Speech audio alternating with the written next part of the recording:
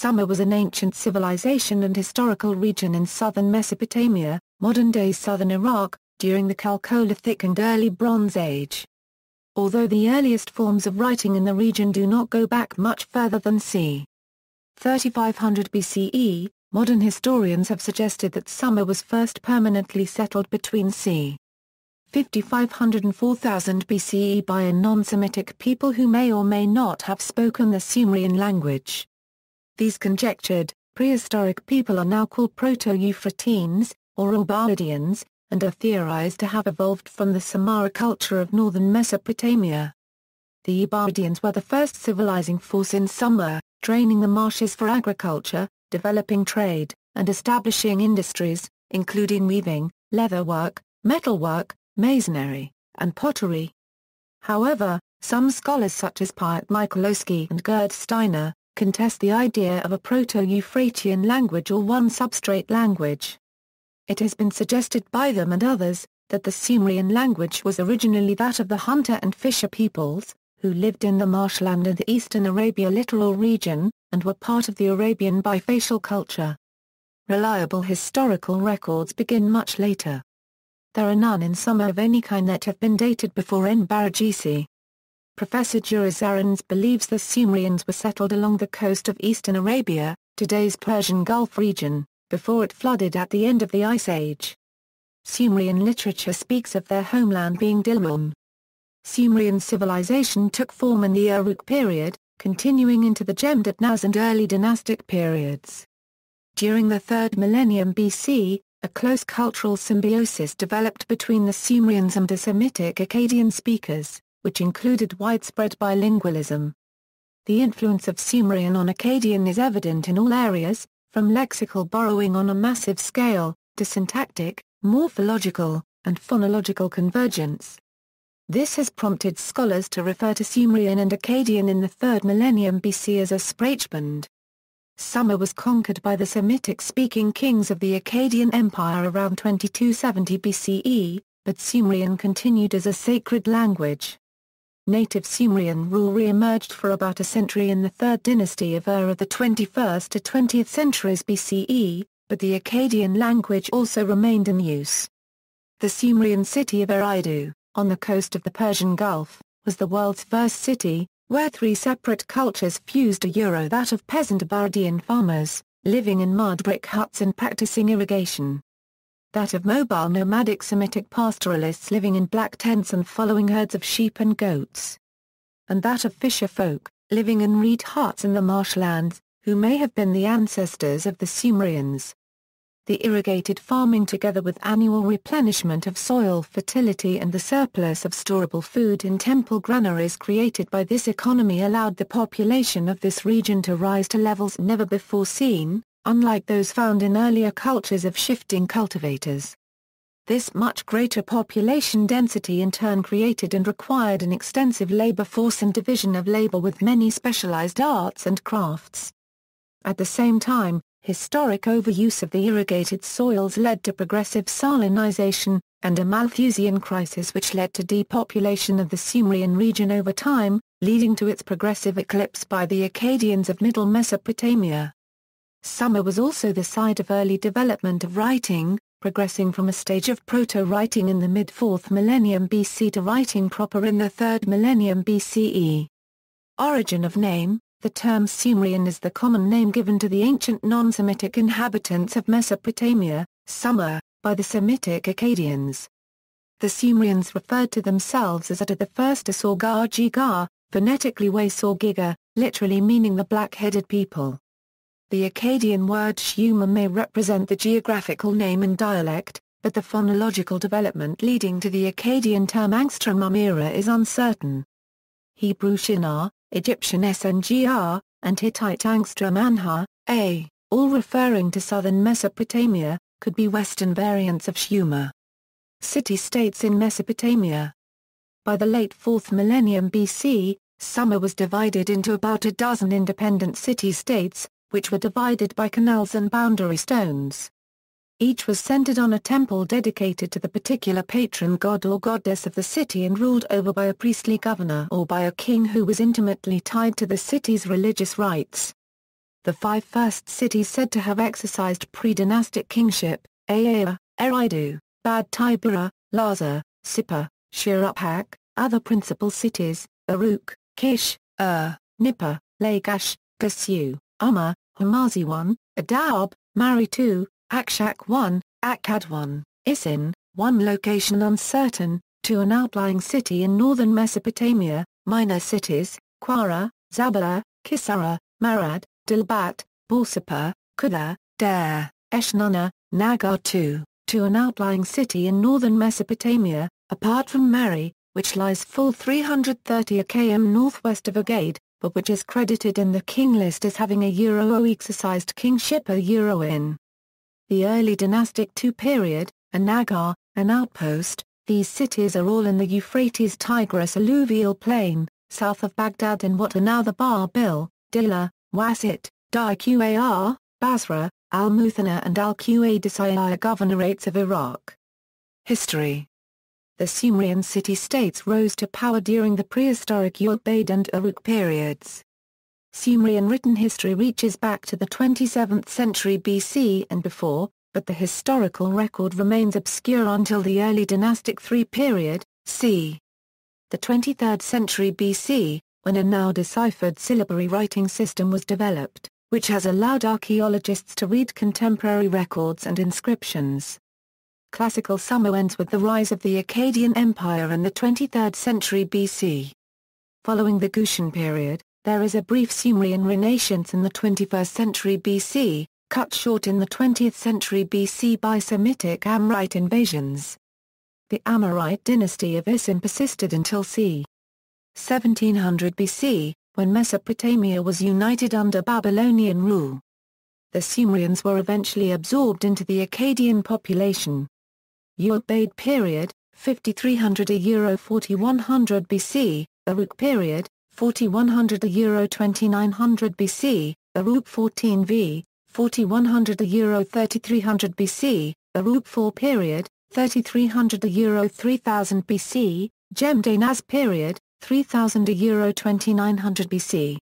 Early dynastic period, Early dynastic I period, 2900 to 2800 BC, Early dynastic II period, 2800 to 2600 BC, Early dynastic I period, 2600 to 2500 BC, Early dynastic Ea period, c. 2500 to 2334 BC. Akkadian Empire period, c. 2334 to 2218 BC, Gutian period, c. 2218 to 2047 BC, Earthly period, c. 2047 to 1940 BC. Ubaid period. The Ubaid period is marked by a distinctive style of fine-quality painted pottery which spread throughout Mesopotamia and the Persian Gulf. During this time, the first settlement in southern Mesopotamia was established at Eridu, c. 5300 BC, by farmers who brought with them the Hadi Muhammad culture, which first pioneered irrigation agriculture. It appears this culture was derived from the Samarran culture from northern Mesopotamia. It is not known whether or not these were the actual Sumerians who were identified with the later Uruk culture. Eridu remained an important religious center when it was gradually surpassed in size by the nearby city of Uruk. The story of the passing of the Metu Inanna, goddess of Uruk and of love and war, by Enki, god of wisdom and chief god of Eridu, may reflect this shift in hegemony. It appears that this early culture was an amalgam of three distinct cultural influences: peasant farmers, living in wattle and daub or clay brick houses and practicing irrigation agriculture; hunter-fishermen living in woven reed houses and living on floating islands in the marshes; and Proto-Akkadian nomadic pastoralists, living in black tents. Uruk period. The archaeological transition from the Ubaid period to the Uruk period is marked by a gradual shift from painted pottery domestically produced on a slow wheel to a great variety of unpainted pottery mass-produced by specialists on fast wheels. By the time of the Uruk period, the volume of trade goods transported along the canals and rivers of southern Mesopotamia facilitated the rise of many large, stratified, temple-centered cities where centralized administrations employed specialized workers. It is fairly certain that it was during the Uruk period that Sumerian cities began to make use of slave labor captured from the hill country, and there is ample evidence for captured slaves as workers in the earliest texts. Artifacts, and even colonies of this Uruk civilization have been found over a wide area from the Taurus Mountains in Turkey, to the Mediterranean Sea in the west, and as far east as central Iran. The Uruk period civilization, exported by Sumerian traders and colonists, had an effect on all surrounding peoples, who gradually evolved their own comparable, competing economies and cultures. The cities of Sumer could not maintain remote, long-distance colonies by military force. Sumerian cities during the Uruk period were probably theocratic and were most likely headed by a priest-king, assisted by a council of elders, including both men and women. It is quite possible that the later Sumerian pantheon was modeled upon this political structure. There was little evidence of institutionalized violence or professional soldiers during the Uruk period, and towns were generally unwalled. During this period Uruk became the most urbanized city in the world, surpassing for the first time 50,000 inhabitants. The ancient Sumerian king list includes the early dynasties of several prominent cities from this period. The first set of names on the list is of kings said to have reigned before a major flood occurred. These early names may be fictional, and include some legendary and mythological figures, such as Ululim and Dumizid. The end of the Uruk period coincided with the Piotr Oscillation, a dry period from c. 3200 to 2900 BC that marked the end of a long wetter, warmer climate period from about 9,000 to 5,000 years ago, called the Holocene climatic optimum. Early dynastic period. The dynastic period begins c. 2900 BC and includes such legendary figures as Enmerkar and Gilgamesh, who are supposed to have reigned shortly before the historic record opens c. 2700 BC, when the now deciphered syllabic writing started to develop from the early pictograms. The center of Sumerian culture remained in southern Mesopotamia, even though rulers soon began expanding into neighboring areas, and neighboring Semitic groups adopted much of Sumerian culture for their own. The earliest dynastic king on the Sumerian king list whose name is known from any other legendary source is Etana, 13th king of the first dynasty of Kish. The earliest king authenticated through archaeological evidence is Enbaragisi of Kish, whose name is also mentioned in the Gilgamesh epic leading to the suggestion that Gilgamesh himself might have been a historical king of Uruk. As the Epic of Gilgamesh shows, this period was associated with increased violence. Cities became walled, and increased in size as undefended villages in southern Mesopotamia disappeared. First dynasty of Lagash. c. 2500 to 2270 BC, the dynasty of Lagash, though omitted from the king list, is well attested through several important monuments and many archaeological finds. Although short-lived, one of the first empires known to history was that of Eannatum of Lagash, who annexed practically all of Sumer, including Kish, Uruk, and Larsa, and reduced to tribute the city-state of Umma, arch-rival of Lagash. In addition, his realm extended to parts of Elam and along the Persian Gulf. He seems to have used terror as a matter of policy. His stele of the vultures has been found, showing violent treatment of enemies. His empire collapsed shortly after his death. He is notable for the policy of having deliberately introduced the use of terror as a weapon against his enemies.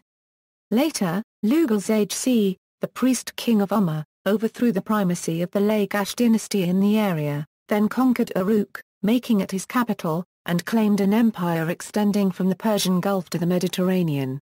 He was the last ethnically Sumerian king before the arrival of the Semitic king, Sargon of Akkad. Akkadian Empire. c. 2270 to 2083 BC, the Semitic Akkadian language is first attested in proper names of the kings of Kish c. 2800 BC, preserved in later king lists. There are texts written entirely in Old Akkadian dating from c. 2500 BC. Use of Old Akkadian was at its peak during the rule of Sargon the Great, but even then most administrative tablets continued to be written in Sumerian, the language used by the scribes. Gelb and Westernholtz differentiate three stages of Old Akkadian, that of the pre-Sargonic era, that of the Akkadian Empire, and that of the Neo-Sumerian Renaissance that followed it. Akkadian and Sumerian coexisted as vernacular languages for about 1,000 years, but by around 1800 BC, Sumerian was becoming more of a literary language familiar mainly only to scholars and scribes. Thorkild Jacobsen has argued that there is little break in historical continuity between the pre- and post-Sargon periods, and that too much emphasis has been placed on the perception of a Semitic versus Sumerian conflict. However, it is certain that Akkadian was also briefly imposed on neighboring parts of Elam that were previously conquered by Sargon. Gutian period. c. 2083 Euro 2050 BC, Second Dynasty of Lagash. c. 2093 Euro 2046 BC, following the downfall of the Akkadian Empire at the hands of Gutians, another native Sumerian ruler, Gudea of Lagash, rose to local prominence and continued the practices of the Sargonid king's claims to divinity. Like the previous Lagash dynasty, Gudea and his descendants also promoted artistic development and left a large number of archaeological artifacts. Sumerian Renaissance. c. 2047 Euro 1940 BC, later, the Third Dynasty of Arundara-Nammu and Shulgi, whose power extended as far as northern Mesopotamia, was the last great Sumerian Renaissance, but already the region was becoming more Semitic than Sumerian, with the rise and power of the Akkadian-speaking Semites, and the influx of waves of Semitic Marchi who were to found several competing local powers including Isin, Larsa, and Babylon. The last of these eventually came to dominate the south of Mesopotamia as the Babylonian Empire, just as the Assyrian Empire did in the north.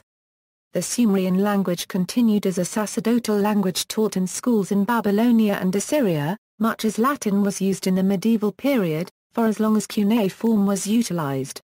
Decline. This period is generally taken to coincide with a major shift in population from southern Mesopotamia towards the north.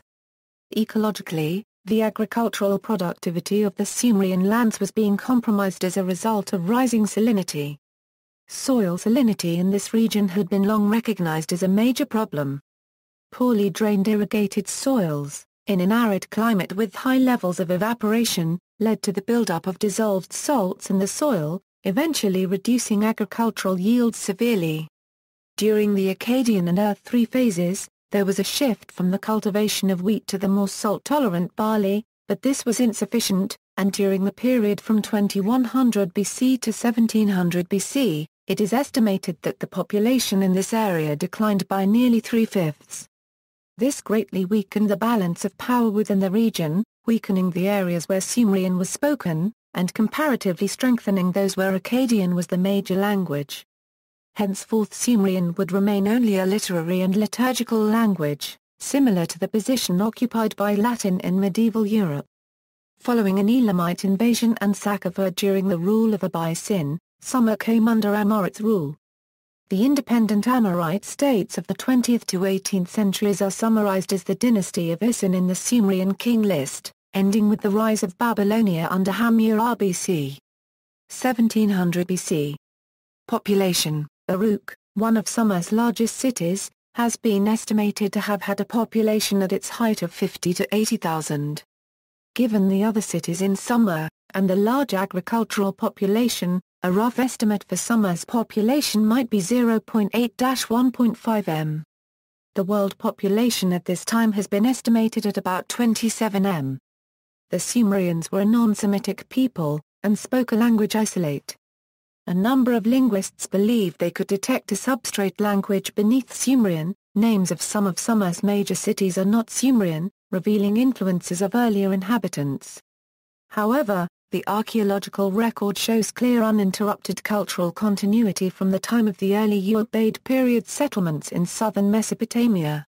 The Sumerian people who settled here farmed the lands in this region that were made fertile by silt deposited by the Tigris and the Euphrates rivers. It is speculated by some archaeologists that Sumerian speakers were farmers who moved down from the north, after perfecting irrigation agriculture there. Note there is no consensus among scholars on the origins of the Sumerians. The Ubaid pottery of southern Mesopotamia has been connected via Kokomami transitional wear to the pottery of the Samarra period culture in the north, who were the first to practice a primitive form of irrigation agriculture along the middle Tigris River and its tributaries. The connection is most clearly seen at Tel Awali near Lhasa, excavated by the French in the 1980s, where 8 levels yielded pre-Ubaid pottery resembling Samarran ware. Farming peoples spread down into southern Mesopotamia because they had developed a temple-centered social organization for mobilizing labor and technology for water control, enabling them to survive and prosper in a difficult environment. Others have suggested a continuity of Sumerians, from the indigenous hunter-fisher folk traditions, associated with the Arabian bifacial assemblages found on the Arabian littoral. The Sumerians themselves claimed kinship with the people of Dilmun, associated with Bahrain in the Persian Gulf. Professor Juris Zarins believes the Sumerians may have been the people living in the Persian Gulf region before it flooded at the end of the last ice age. Culture, social and family life. In the early Sumerian period, the primitive pictograms suggest that pottery was very plentiful, and the forms of the vases, bowls and dishes were manifold. There were special jars for honey, butter, oil and wine, which was probably made from dates, and one form of vase had a spout protruding from its side. Some of the vases had pointed feet, and stood on stands with crossed legs. Others were flat-bottomed, and were set on square or rectangular frames of wood. The oil jars and probably others also were sealed with clay, precisely as in early Egypt. Vases and dishes of stone were made in imitation of those of clay, and baskets were woven of reeds or formed of leather. A feathered headdress was worn on the head. Beds, stools and chairs were used, with carved legs resembling those of an ox. There were fireplaces and fire altars, and apparently chimneys also. Knives, drills, wedges and an instrument which looks like a saw were all known, while spears, bows, arrows and daggers were employed in war. Tablets were used for writing purposes, and copper, gold and silver were worked by the smith. Daggers with metal blades and wooden handles were worn, and copper was hammered into plates, while necklaces or collars were made of gold. Time was reckoned in lunar months. There is considerable evidence that the Sumerians loved music, which seems to have been an important part of religious and civic life in Sumer. Lyres were popular in Sumer, among the best-known examples being the lyres of Inscriptions describing the reforms of King Urukagina of Lagash say that he abolished the former custom of polyandry in his country, prescribing that a woman who took multiple husbands be stoned with rocks upon which her crime had been written. Though women were protected by late Sumerian law and were able to achieve a higher status in Sumer than in other contemporary civilizations, the culture was male-dominated. The Code of Ur-Nammu, the oldest such codification yet discovered, dating to the Ur-II Sumerian Renaissance, reveals a glimpse at societal structure in late Sumerian law. Beneath the Lugal, all members of society belong to one of two basic strata, the Lu, or free person, and the slave. The son of a Lu was called a Dumnita until he married. A woman went from being a daughter, to a wife, then if she outlived her husband, a widow, and she could then remarry. Language and writing. The most important archaeological discoveries in Sumer are a large number of tablets written in cuneiform. Sumerian writing is the oldest example of writing on earth. Although pictures that is, hieroglyphs were first used, symbols were later made to represent syllables. Triangular or wedge-shaped reeds were used to write on moist clay. A large body of hundreds of thousands of texts in the Sumerian language have survived, such as personal or business letters, receipts, lexical lists, laws, hymns, prayers, stories, daily records, and even libraries full of clay tablets. Monumental inscriptions and texts on different objects like statues or bricks are also very common. Many texts survive in multiple copies because they were repeatedly transcribed by scribes in training. Sumerian continued to be the language of religion and law in Mesopotamia long after Semitic speakers had become dominant. The Sumerian language is generally regarded as a language isolate in linguistics because it belongs to no known language family. Akkadian, by contrast, belongs to the Semitic branch of the Afro-Asiatic languages. There have been many failed attempts to connect Sumerian to other language groups.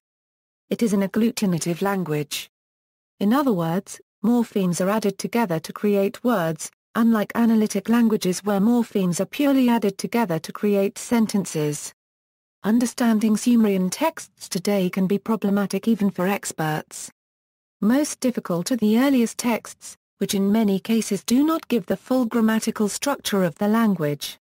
During the 3rd millennium BC, a cultural symbiosis developed between the Sumerians and the Akkadians, which included widespread bilingualism. The influences between Sumerian and Akkadian are evident in all areas, including lexical borrowing on a massive scale, and syntactic, morphological, and phonological convergence. This mutual influence has prompted scholars to refer to Sumerian and Akkadian of the 3rd millennium BC as a sprachbund. Akkadian gradually replaced Sumerian as a spoken language somewhere around the turn of the 3rd and the 2nd millennium BC, but Sumerian continued to be used as a sacred, ceremonial, literary, and scientific language in Babylonia and Assyria until the 1st century AD. Religion. At an early stage following the dawn of recorded history, Nippur in central Mesopotamia replaced Eridu in the south as the primary temple city, whose priests also conferred the status of political hegemony on the other city-states. Nippur retained this status throughout the first Sumerian period, until Sargon of Akkad is said to have transferred it to Babylon. Deities. Sumerians believed in an anthropomorphic polytheism, or the belief in many gods in human form. There was no common set of gods. Each city-state had its own patrons, temples, and priest-kings, however they were not exclusive. The gods of one city were often acknowledged elsewhere. Sumerian speakers were among the earliest people to record their beliefs in writing, and were a major inspiration in later Mesopotamian mythology, religion, and astrology. The Sumerians worshipped, and as the full-time god equivalent to heaven. Indeed, the word An in Sumerian means sky and his consort Ki, means earth. Enki in the south at the temple in Eridu. Enki was the god of beneficence, ruler of the freshwater depths beneath the earth, a healer and friend to humanity who in Sumerian myth was thought to have given humans the arts and sciences, the industries and manners of civilization. The first law book was considered his creation, Enlil, lord of the ghost land, in Nippur. He gave mankind the spells and incantations that the spirits of good or evil must obey, in Anna, the deification of Venus, the morning and evening star, at the temple at Uruk. The sun god Utuid-Laza in the south and Sippar in the north, the moon god Sin at Ur. These deities formed a core pantheon. There were additionally hundreds of minor ones. Sumerian gods could thus have associations with different cities, and their religious importance often waxed and waned with those cities' political power. The gods were said to have created human beings from clay for the purpose of serving them. The temples organized the mass labor projects needed for irrigation agriculture. Citizens had a labor duty to the temple, though they could avoid it by a payment of silver. Cosmology. Sumerians believed that the universe consisted of a flat disk enclosed by a dome. The Sumerian afterlife involved a descent into a gloomy netherworld to spend eternity in a wretched existence as a Jiddim. The universe was divided into 4 quarters.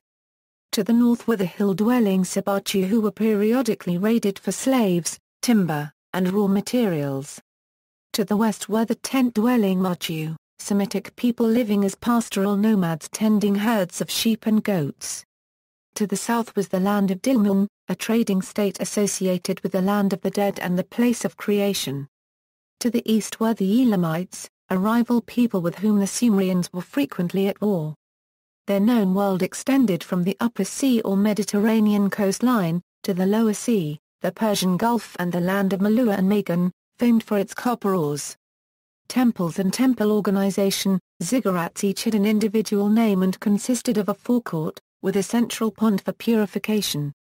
The temple itself had a central nave with aisles along either side. Flanking the aisles would be rooms for the priests. At one end would stand the podium and a mud brick table for animal and vegetable sacrifices. Granaries and storehouses were usually located near the temples. After a time the Sumerians began to place the temples on top of multi-layered square constructions built as a series of rising terraces, giving rise to the ziggurat style. Funerary practices. It was believed that when people died, they would be confined to a gloomy world of Erush-Kigel, whose realm was guarded by gateways with various monsters designed to prevent people entering or leaving. The dead were buried outside the city walls and graveyards where a small mound covered the corpse, along with offerings to monsters and a small amount of food. Human sacrifice was found in the death pits at the royal cemetery where Queen Wabi was accompanied in death by her servants. It is also said that the Sumerians invented the first oboe-like instrument, and used them at royal funerals. Agriculture and hunting. The Sumerians adopted an agricultural mode of life as perhaps as early as c. 5000 to 4500 BC. The region demonstrated a number of core agricultural techniques, including organized irrigation, large-scale intensive cultivation of land, monocropping involving the use of plow agriculture, and the use of an agricultural specialized labor force under bureaucratic control. The necessity to manage temple accounts with this organization led to the development of writing. In the early Sumerian Uruk period, the primitive pictograms suggest that sheep, goats, cattle, and pigs were domesticated. They used oxen as their primary beasts of burden and donkeys or equids as their primary transport animal, and woolen clothing as well as rugs were made from the wool or hair of the animals. By the side of the house was an enclosed garden planted with trees and other plants. Wheat and probably other cereals were sown in the fields, and the shaduf was already employed for the purpose of irrigation. Plants were also grown in pots or vases. The Sumerians practiced similar irrigation techniques as those used in Egypt. American anthropologist Robert McCormick Adams says that irrigation development was associated with urbanization, and that 89% of the population lived in the cities. They grew barley, chickpeas, lentils, wheat, dates, onions, garlic, lettuce, leeks and mustard. Sumerians caught many fish and hunted fowl and gazelle. Sumerian agriculture depended heavily on irrigation. The irrigation was accomplished by the use of shaduf, canals, channels, dikes, weirs, and reservoirs. The frequent violent floods of the Tigris, and less so, of the Euphrates, meant that canals required frequent repair and continual removal of silt, and survey markers and boundary stones needed to be continually replaced. The government required individuals to work on the canals in a corvée, although the rich were able to exempt themselves. As is known from the Sumerian Farmer's Almanac, after the flood season and after the spring equinox and the Akitu or New Year festival, using the canals, farmers would flood their fields and then drain the water. Next they let oxen stomp the ground and kill weeds. They then dragged the fields with pickaxes. After drying, he plowed, harrowed, and raked the ground 3 times, and pulverized it with a mattock, before planting seed. Unfortunately, the high evaporation rate resulted in a gradual increase in the salinity of the fields. By the Ur-3 period, farmers had switched from wheat to the more salt-tolerant barley as their principal crop. Sumerians harvested during the spring in 3-person teams consisting of a reaper, a binder, and a sheaf handler.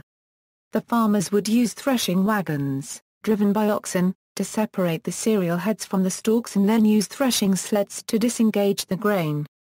They then winnowed the grain chaff mixture. Architecture.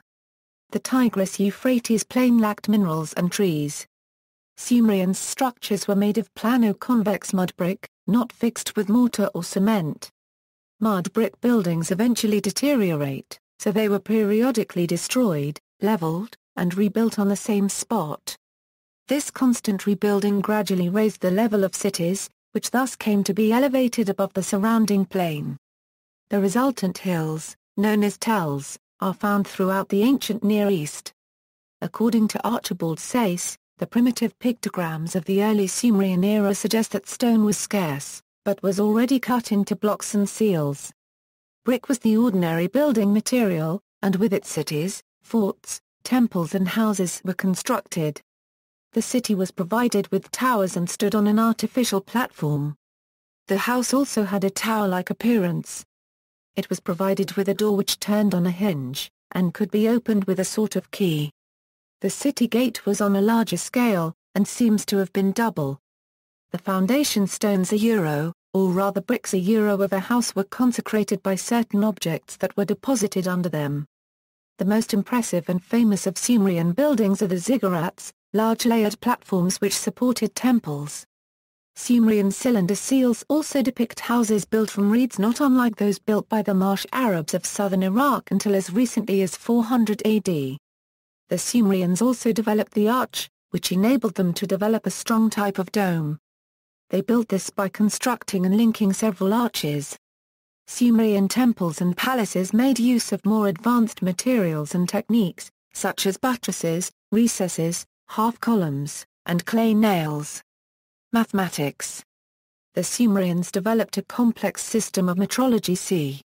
4000 BC. This metrology advanced resulting in the creation of arithmetic, geometry, and algebra. From c. 2600 BC onwards, the Sumerians wrote multiplication tables on clay tablets and dealt with geometrical exercises and division problems. The earliest traces of the Babylonian numerals also date back to this period. The period c. 2700 to 2300 BC saw the first appearance of the abacus, and a table of successive columns which delimited the successive orders of magnitude of their sexagesimal number system. The Sumerians were the first to use a place-value numeral system. There is also anecdotal evidence the Sumerians may have used a type of slide rule in astronomical calculations. They were the first to find the area of a triangle and the volume of a cube. Economy and trade. Discoveries of obsidian from faraway locations in Anatolia and lapis lazuli from Badakhshan in northeastern Afghanistan, beads from Dilmun, and several seals inscribed with the Indus Valley script suggest a remarkably wide-ranging network of ancient trades centered around the Persian Gulf. The Epic of Gilgamesh refers to trade with far lands for goods such as wood that were scarce in Mesopotamia. In particular, cedar from Lebanon was prized. The finding of resin in the tomb of Queen Wabi at indicates it was traded from as far away as Mozambique. The Sumerians used slaves, although they were not a major part of the economy. Slave women worked as weavers, pressers, millers, and porters. Sumerian potters decorated pots with cedar oil paints. The potters used a bow drill to produce the fire needed for baking the pottery.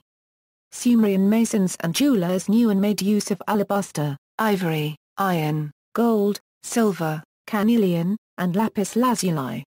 Military. The almost constant wars among the Sumerian city-states for 2,000 years helped to develop the military technology and techniques of Sumer to a high level. The first war recorded in any detail was between Lagash and Umma in c. 2525 BC on a stele called the Stele of the Vultures. It shows the king of Lagash leading a Sumerian army consisting mostly of infantry. The infantrymen carried spears, wore copper helmets and carried leather or wicker shields. The spearmen are shown arranged in what resembles the phalanx formation, which requires training and discipline. This implies that the Sumerians may have made use of professional soldiers. The Sumerian military used carts harnessed to onagers. These early chariots functioned less effectively in combat than did later designs, and some have suggested that these chariots served primarily as transports, though the crew carried battle axes and lances. The Sumerian chariot comprised a 4 or 2-wheeled device manned by a crew of 2 and harnessed to 4 onagers. The cart was composed of a woven basket and the wheels had a solid 3-piece design. Sumerian cities were surrounded by defensive walls.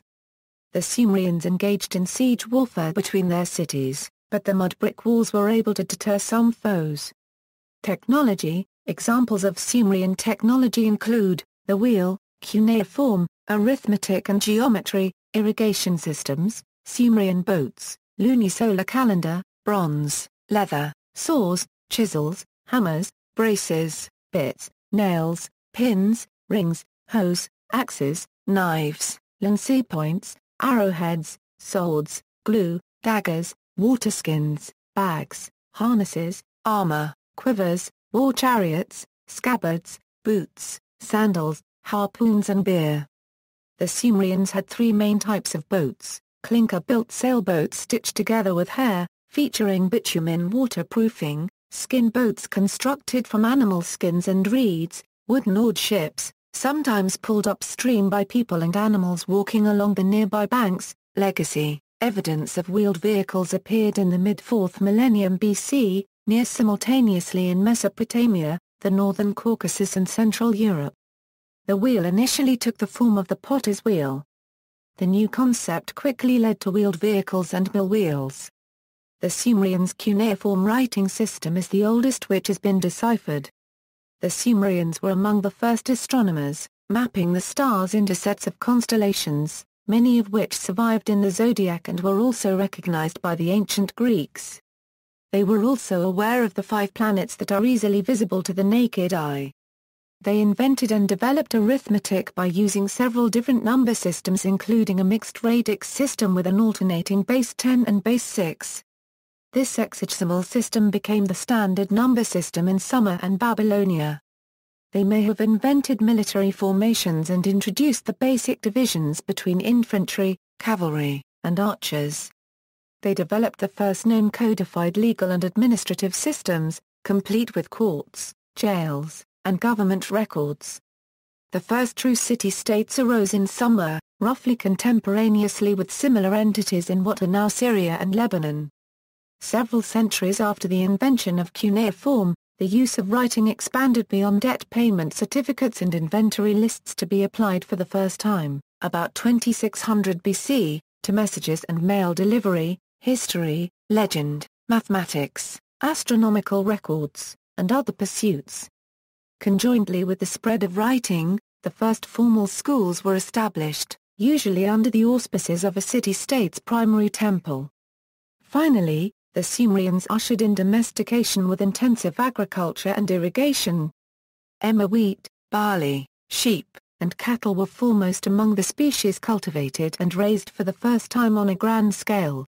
See also, History of Iraq, History of Writing Numbers, Ancient Mesopotamian Units of Measurement, Toynbee's Law of Challenge and Response, Notes. References. Further reading. External links. Ancient Sumer History. The History of the Ancient Near East Electronic Compendium, Iraq Euro Unregistered Trademark S. Ancient Past Euro Pen Museum, The Sumerians, Geography, Map of the Fertile Crescent, The History Files, Ancient Mesopotamia, Language, Sumerian language page, perhaps the oldest Sumerian website on the web, features compiled lexicon, detailed FAQ, extensive links, and so on. ETCSL, the electronic text corpus of Sumerian literature, has complete translations of more than 400 Sumerian literary texts. PSD, the Pennsylvania Sumerian Dictionary, while still in its initial stages, can be searched online, from August 2004. CDLI, Cuneiform Digital Library Initiative. A large corpus of Sumerian texts in transliteration, largely from the early dynastic and earthly periods, accessible with images.